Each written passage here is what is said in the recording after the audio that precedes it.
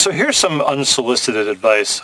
Stephanie, don't get onto an airplane with a pilot who doesn't understand aerodynamics, the difference between thrust, lift, and drag. Don't hire a lawyer who doesn't understand fundamentally what a search warrant is, what is required to get one, and how you do it. Although that was said in context of what was happening with Giuliani and his house in this raid in his house, the idea remains about the same. What Chuck Rosenberg was explaining was true. You don't hire somebody to be the leader of your place, your country, who doesn't know how to do the job. And the US did that. They got an idiot to be there, and look at the damage he has done. And this is Modi here in India, and that's his good friend, who are constant huggers between those two. The only thing I see common among them is one, Modi needs, for geopolitical reasons, he needs the US, regardless of who is there, Trump or a monkey. It doesn't matter. So, on the other hand, Trump and Modi has one thing in common. They have a common hatred for Muslims in general. So that might have been their unifying force, which made them hunger. And I've, once or twice heard when Modi visits the U.S., he's an ardent supporter. He thinks that he's rallying all the Indians behind Trump and vote for Donald Trump and all that he will say in a very odd manner. Okay, fine. Anyway, my point is he was unfit, just like Trump was unfit. But does India have any better leaders? All are rotten. That is because they all are a programmed lot of people. You need to have. I think you are missing people like Indira Gandhi. She had some level. This was a time for her, actually. But then what would have happened is she is so heavy and strong. She may have come down and clamped down internet and all that, I believe.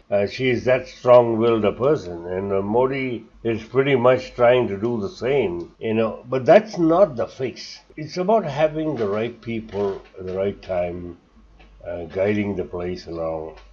And they fail at that time, and these guys are failing at this point in time. And at this point in time, failure is not an option, but that's exactly what you get. This is exactly what you get when Modi's whole idea, he is an RSS guy, and he came up that way, and he doesn't know any other, so he's trying to unify pretty much based on the Hindu Raj mentality. So it's very communal. It's bigotry. The world doesn't know where he's going with this, but there is a lot of danger with some parts of his mentality. See, what he has also done is he has essentially replaced most of the Supreme Court and higher courts all with his people who think like him or who will technically listen to what he has to say. So, or will follow the RSS mentality and the RSS agenda. So, where do you think this is going? All right, and on the same time, he's not paying attention on. He's going to the World Climate Forum that he attended. He's just going and blabbering away or reading away things that was written for him, without understanding that you can't explain away carbon emissions as a function of per capita. That's a wrong approach, and being a non-committal forum, nobody can come and criticize him very heavily. They want his cooperation, even though he's not there entirely. People believe that he can be swayed into it.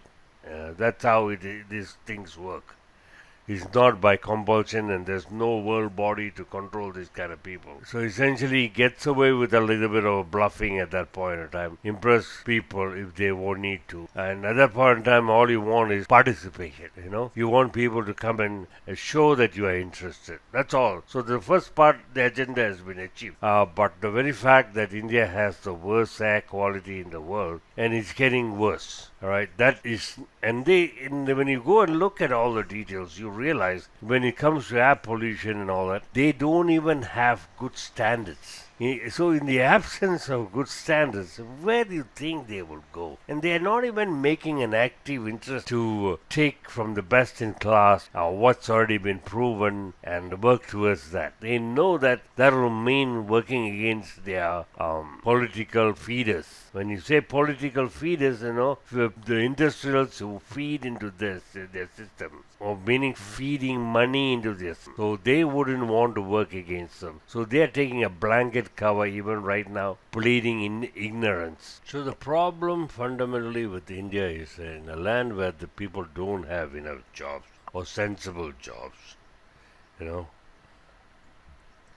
Politicians, people with political aspirations get there with the intentions to plunder, because the system has been rewarding to them. You have not seen many people pay the price for being corrupt. Had it been like in China, where all official corrupt people, when found guilty, which is very easy, they're taken out and shot. There's not much things to do. Until such things happen in India, where they are dealt with, there's a different set of laws for them, which is much more severe than anybody else. Political corruption should be treated with the highest punishment ever. That is capital punishment. And it should be delivered quickly. Even in a country like Pakistan, you often find that many of the former prime ministers and politically connected always end up in jail. Right? And it might look like as though it's political retribution when the other side takes over, but it's more than that. There seems to be a whole lot of truth in what they have plundered, but it doesn't seem to be happening in all of the democratic countries. Until such time it happens more often, then only there will be some control. It should be the rule. You might say China is a communist country. Generally, when it comes to public office, they treat it extremely quick to punish those buggers who are corrupt. So if there's any takeaway from China, one, be good at manufacturing. Second, get rid of corruption.